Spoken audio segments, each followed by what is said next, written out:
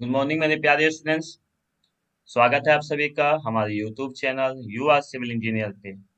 आज हम लोग जियो टेक का 2018 इवेंट का सिविल फोर्स से का कुछ क्वेश्चन को आज हम लोग देखेंगे ऑब्जेक्टिव को। तो चलिए हम लोग देखते हैं क्या है उस ऑब्जेक्टिव के में। सबसे पहला क्वेश्चन है, 20 मार्क्स का हमारे पास आता है ऑब्जेक्टिव, एक एक मार्क्स का रहता है।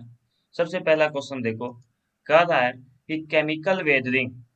हमको पता है सॉइल में दो टाइप के वेदरिंग होते हैं, एक फिजिकल वेदरिंग और एक केमिकल वेदरिंग। तो उसमें से कह रहा है कि केमिकल वेदरिंग जो होता है सॉइल में किसके कारण होता है।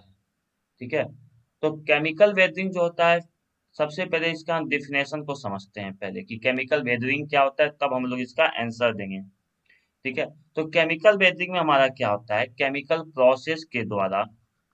ठीक है, केमिकल प्रोसेस के द्वारा, ध्यान से सुनना है आप लोगों को, बात करो आप लोगों को।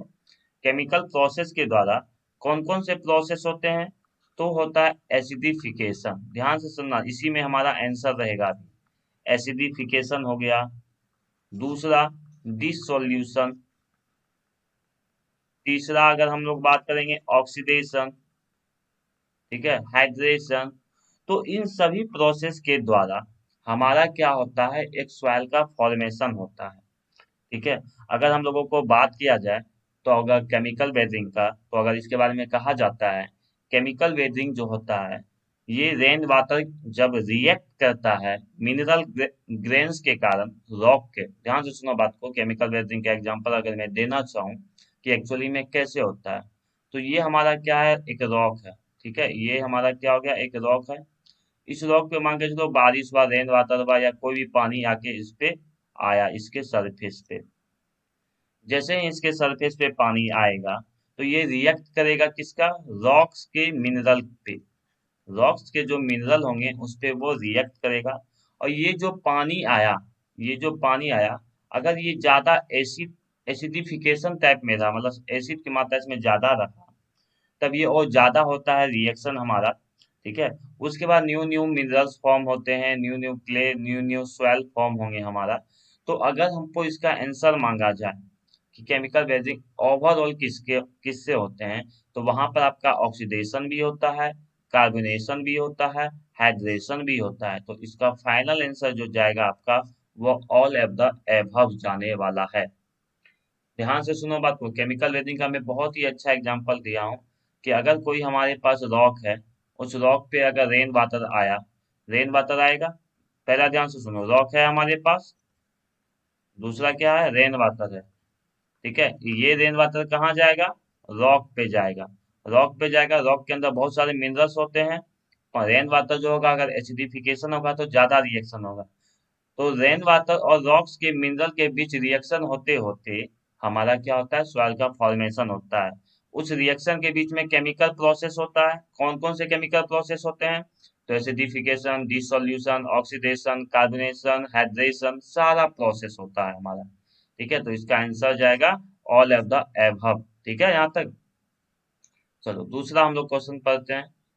ठीक है, हिंदी में भी देख लीजिए आप लोग क्या लिखा हुआ है।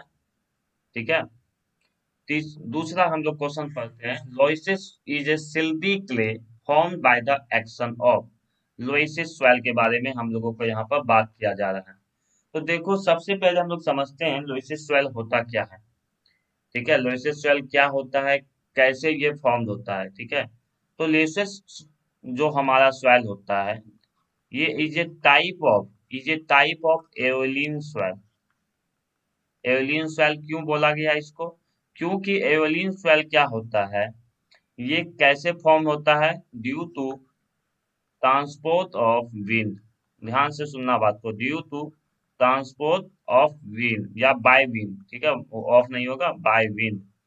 तो लोएसिस सॉइल क्या है, एओलियन टाइप का, एओलियन का ही टाइप है। एओलियन क्या होता है, ऐसा सॉइल जो कि फॉर्म हो by the transported of, by wind के द्वारा। तो इसका भी आंसर हमारा क्या जाएगा, विंड ही जाएगा हमारे पास। एक मैं इंपॉर्टेंट बात आप लोगों को बता दूं, लोएसिस सॉइल में एक इम्पोर्टेंट पॉइंट ये है, डिप्लोमा में तो नहीं पूछेगा लेकिन कंपटीशन एग्जाम में पूछ सकता है, कि लोएसिस सॉइल में एक मिनरल पाया जाता है जो कि बहुत ही इंपॉर्टेंट मिनरल होता है, उसका नाम क्या है? तो उसका नाम आप लोग याद कर लो, मॉन्ट मोरिलो नाइट। मॉन्ट मोरिलो नाइट ये एक मिनरल होता है जो बहुत ही इंपॉर्टेंट होता है।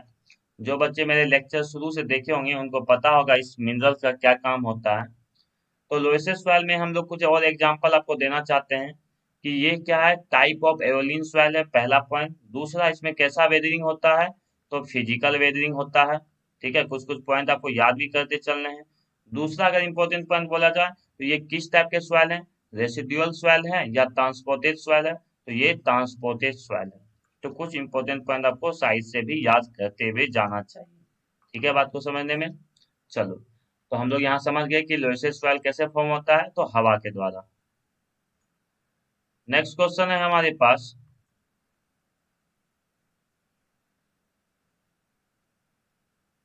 ठीक है। नेक्स्ट क्वेश्चन हम दूसरी जगह से उठा रहे हैं, आपको यहाँ पर आपको देख रहे हैं। तीसरा नंबर हमारे पास सॉइल है। Third number, the soil which contain finest grain particle is. तो हमारे यहाँ पर क्वेश्चन पूछा गया है कि सबसे फाइनेस्ट जो पार्टिकल होते हैं, ठीक है, वो कितने होते हैं? ठीक है, क्या होना चाहिए आंसर? आप सभी को याद हो जाना चाहिए इस बारे में। ठीक है, बहुत ही अच्छा क्वेश्चन है ये, और बेसिक क्वेश्चन में आप लोगों का आता है। ठीक है, तो देखो, हमारा जो सबसे छोटा पार्टिकल होता है, सबसे छोटा पार्टिकल, उसको हम लोग कहते हैं क्ले। ठीक है, उसको हम लोग क्या कहते हैं? क्ले के नाम से जाना जाता है, आप लोगों को याद रखना है। ठीक है, क्या नाम दिया हम लोगों ने? क्ले से वो होता है सबसे छोटा। क्ले के बाद होता है सिल्क। ठीक है, याद करते चलना। ठीक है, क्ले के बाद होता है सिल्क, फिर होता है हमारे पास सैंड, और फिर होता है हमारे पास ग्रेवल, और उसके बाद हमारे पास आता है कोबाल्ट, और उसके बाद आता है हमारे पास बोल्डर। ठीक है, बोल्डर। तो देखो, मैंने इसको याद किया था अच्छे तरीका से। कैसे याद किया था? तो ध्यान से सुनो कैसे। मैंने इस तरीका से CSSGCB, मैंने इस तरीका से इसको याद किया था। और आप लोग भी याद कर लो। सी से क्ले, एस से silk, sand, gravel, cobalt, boulder. ये 6 तरीके हैं आपको याद करने के यहाँ पर, और याद बहुत ही इंपॉर्टेंट है, और सीरियल वाइज में आपको याद करना पड़ेगा। ठीक है, हमेशा कंपटीशन में काम देने वाला। जो हमारा पहला जो मैंने बात किया यहाँ पर, ठीक है, कि यहाँ पर क्ले होते हैं सबसे छोटे। सबसे छोटे हमारे पास क्या होते हैं? क्ले होते हैं। ठीक है, याद रखना बात को, सबसे छोटा होता है क्ले हमारा। ठीक है, दूसरा बात सिल्क हो गया हमारा। क्ले के जो साइज हो, मतलब क्ले के जो साइज होते हैं, वो उसका डायमीटर 2 माइक्रोन से भी कम। देखो, क्ले के एक पार्टिकल के बारे में बात किया जा रहा है। क्ले मान के चलो, हम बहुत सारा क्ले लेके आए, एक मिट्टी लेके आओ कहीं फील्ड से, वो क्ले है मान के चलो, तो उसका उतना सारा मिट्टी में से एक पार्टिकल का जो साइज होगा वो 2 माइक्रोन से भी कम होगा, तो उसको बोलते हैं क्ले। और अगर हमारा 2 माइक्रोन से लेके और 75 माइक्रोन के बीच में आए, 2 माइक्रोन से लेके 75 माइक्रोन के बीच में आए, तो उसको बोलते हैं सिल्क। और 75 माइक्रोन से लेके हमारा, अगर 75 माइक्रोन से बड़ा है और 4.75 से छोटा है, 4.75 का बात कर रहे हैं, तो हमारा आता है सेंट। ठीक है, और ग्रेवल आएगा 4.75 से लेके हमारे पास 80 तक, और कोबाल्ट आता है हमारा 80 से लेके 300 तक। और अगर 300 से ज्यादा रहा हमारे पास, तो वो हमारा आएगा क्या? बोल्डर के बारे में। तो इस कारण से हम बता सकते हैं कि सबसे जो छोटा हमारे पास पार्टिकल्स होते हैं, वो हमारा क्ले होता है। लेस देन 2 माइक्रोन तक भी होता है, या 2 माइक्रोन लेके चलते हैं। ठीक है, लेस देन 2 माइक्रोन या माइक्रोन सीधा बोलते हैं। Clay is the fine grain soil. ठीक है, तो आप लोग यहाँ से आंसर जो है इसका क्या होना चाहिए? The soil which contains finest grain particles. तो आंसर होगा इसका D number, clay. Question number 3 का डी होगा। नेक्स्ट देखते हैं हम लोग, maximum size of clay particle क्या होगा? मैक्सिमम साइज पूछ रहा है क्ले पार्टिकल का, क्या होना चाहिए? अभी देखो स्टूडेंट्स, मैंने तुरंत खुद बताया है कि मैक्सिमम साइज जो होना चाहिए, ठीक है, 2 माइक्रोन होना चाहिए। ठीक है, कितना होना चाहिए हमारे पास? 2 माइक्रोन होना चाहिए। और 1 माइक्रोन बराबर होता है हमारे पास 1 × 10⁻⁻6 मीटर। क्या मैंने बोला? 1 माइक्रोन बराबर 1 × 10⁻⁻6 मीटर होता है। और जब आप इसको कैलकुलेट करोगे तब आपका आंसर आएगा 0.002। मतलब आपका पहला 4 का जो है ए नंबर आपका सही है। ठीक है, बात को यहाँ तक। अब हम लोग जो देखेंगे वो 5वां नंबर क्वेश्चन को देखेंगे। ठीक है, ये भी अच्छा क्वेश्चन है, बेसिक फार्मूला पे है। इसके पिछले वाले वीडियो में मैंने भी डिस्कस किया था, लेकिन यहाँ पर जब हम लोग सीरियल वाइज चल रहे हैं तो इसको भी हम लोग यहाँ से फिर से डिस्कस करेंगे। ठीक है, कि क्या बातें यहाँ पर कही जा रही है। ठीक है, तो देखो यहाँ से 5वां नंबर हमारे पास जो क्वेश्चन है, बहुत ही अच्छा क्वेश्चन है ये भी।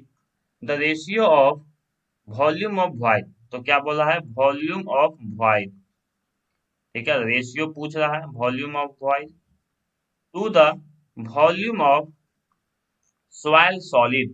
ठीक है, आप लोग भी एग्जाम में सिर्फ सॉलिड मत लिखना या सॉइल मत लिखना, सॉइल सॉलिड ही लिखना एग्जाम में। ठीक है, तो मतलब वीवी बाय वी एस क्या होता है? वीवी बाय वी एस हमारा क्या होता है, इसके बारे में हम लोगों को पूछा है। तो आप लोगों को मेरे ख्याल से आंसर पता चल गया होगा कि इसका राइट आंसर क्या है। तो इसका राइट आंसर होता है वॉइड रेशियो। ठीक है, अब इस वॉइड रेशियो के बारे में थोड़ा सा कुछ बातों को जानते हैं, इंपॉर्टेंट बात होता है। सबसे पहला इसका जो एक इंपॉर्टेंट ऑब्जेक्टिव यहाँ से और पूछा जाता है कि वॉइड रेशियो का अपर लिमिट क्या होता है? वॉइड रेशियो का अपर लिमिट क्या होता है? तो देखो, वीबी बाय वी एस है हमारा फॉर्मूला। तो इसका अपर लिमिट क्या होना चाहिए? अपर लिमिट इसका जो होता है, there is no upper limit of void ratio. याद रखो यहाँ से, no upper limit of void ratio. हम लोग कुछ नहीं बोल सकते हैं कि वॉइड रेशियो कितना होगा। ठीक है, अपर लिमिट इसका कुछ भी नहीं होता। और दूसरा बात याद रखना है, जो void ratio can never be zero. Void ratio can never be zero, ये जीरो नहीं हो सकता है। क्यों नहीं हो सकता भाई? क्यों नहीं हो सकता, इसका आंसर दो। इसलिए नहीं हो सकता है क्योंकि कभी भी वॉल्यूम ऑफ वॉइड, जो ये पहला वाला बताया ना, वॉल्यूम ऑफ वॉइड भी जीरो नहीं हो सकता है। आप कोई भी सॉइल लेके आओ, कोई भी फील्ड से लेके आओ, कहीं से भी लेके आओ, उस सॉइल में कुछ ना कुछ वॉइड होगा ही होगा। इसलिए हमारा जो ई जो है कभी भी जीरो नहीं हो सकता है। ये भी एक इम्पोर्टेंट ऑब्जेक्टिव है आप लोगों के लिए। ठीक है, तो आप लोग यहाँ से इसको याद कर लेना। एक और यहाँ से इम्पोर्टेंट पॉइंट है, the void ratio is higher for fine grain soil. Fine grain soil जैसे कि मैंने बताया था, क्ले हो गया, सिल्ट हो गया, तो उन सभी का जो वॉइड रेशियो होता है वो ज्यादा होता है as compare to coarse grain soil. Coarse grain soil का वॉइड रेशियो कम होता है और फाइन ग्रेन सॉइल का वॉइड रेशियो ज्यादा होता है। ठीक है, ये भी एक इंपॉर्टेंट पॉइंट हो गया। तो वॉइड रेशियो में क्या क्या चीज इंपॉर्टेंट पॉइंट है जानने के लिए, सबसे पहले तो उसका formula, volume of void by volume of soil solid VV by VS, पहला पॉइंट। दूसरा पॉइंट, अगर आपसे कोई पूछेगा कि अगर क्या बताओ वॉइड रेशियो जीरो हो सकता है, तो आपका आंसर क्या आना चाहिए? नहीं, वॉइड रेशियो जीरो नहीं हो सकता है। क्यों नहीं हो सकता भाई? इसलिए नहीं हो सकता क्योंकि वॉल्यूम ऑफ वॉइड कभी भी जीरो नहीं हो सकता। कैसे आप बोल सकते हो वॉल्यूम ऑफ वॉइड जीरो नहीं होगा?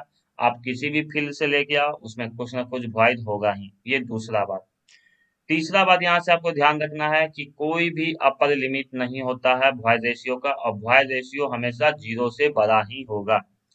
चौथा बात, अगर आपसे पूछे कि अगर दो सवाल दे दे, ठीक है, दो सवाल दे दे और एक सवाल बोले आपको ये फाइन ग्रेन सवाल है और एक सवाल बोले आपको ये कोर्स ग्रेन सवाल है, और आपसे पूछे कि इन दोनों में से वॉइड रेशियो किसका ज्यादा होगा, फाइन ग्रेन सवाल का या कोर्स ग्रेन सवाल का, तो आप लोग क्या आंसर दोगे? Fine grain soil have a higher void ratio as compare to the coarse grain soil. तो आई थिंक पांचों ऑब्जेक्टिव आप लोगों को अच्छे से समझ में आ गया होगा, पॉइंट वाइज समझ में आ गया होगा। तो डेली हम लोग पांच पांच ऑब्जेक्टिव को भी देखते चलेंगे अभी। ठीक है, थैंक यू। वीडियो को सही लगा हो तो जरूर लाइक और शेयर करें अपने दोस्तों के साथ, और वो नए हमारे यूट्यूब चैनल पे तो जरूर सब्सक्राइब कर दे। Thank you.